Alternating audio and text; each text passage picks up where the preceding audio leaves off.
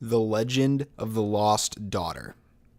So, a long time ago, an incredibly long time ago, there was a man. A very, very famous man. He was, as the legend told, born in a stable on Christmas morning. A lot of people know this man as Jesus Christ. Now, I know he is a religious figure, but he was legendary nonetheless. In the second half of the Bible, he is told his story on what happens throughout his entire life and the way he goes through challenges and overcomes them and spreads the will of God and things like that. But there is a second half to that story that a lot of people do not know about. So it turns out that Jesus Christ had a daughter. Now, unfortunately, like most of this story, the mother is unknown at this point.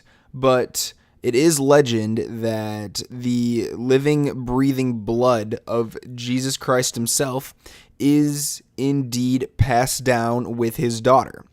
So, when Jesus Christ was in the later versions of his life, he was being challenged by the people that would end up crucifying him and nailing him to a cross, if you do not know that popular tale. During this time, he was starting to get some inside connections with some of his followers and some of the people that he trusted that lived inside of his city. Mainly his mother, because his mother was alive at the time. I do not know about his father. But when he found out the news that he was going to be crucified on the cross, he decided to come up with a plan. After the Last Supper, he went to his mother and his most trusted friend and he told them, okay, you guys, I am going to die. And I need someone to hide and take care of my daughter and keep the bloodline alive.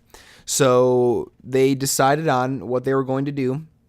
They were going to leave the city. His daughter and his most trusted friend and his two brothers were going to leave the city. Not Jesus' two brothers, his most trusted friend's two brothers were going to leave the city and hide his daughter and raise his daughter and eventually keep the bloodline going.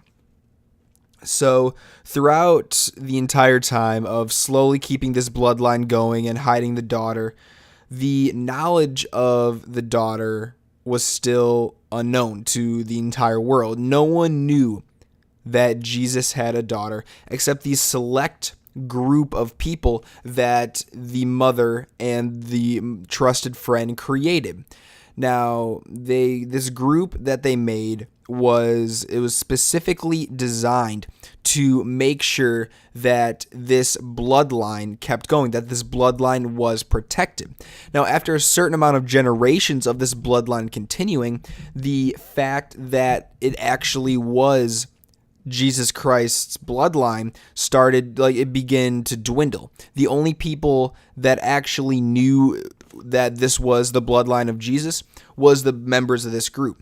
It got to a point where the person that actually was a member of the bloodline didn't even know it at that point because, it was just knowledge that was not necessary. And, it was almost knowledge that wasn't needed to know by the person because of the fact that some people may not have believed in Jesus Christ, and this person that may not believe in Jesus Christ may just so happen to be the last remaining bloodline of Jesus Christ himself.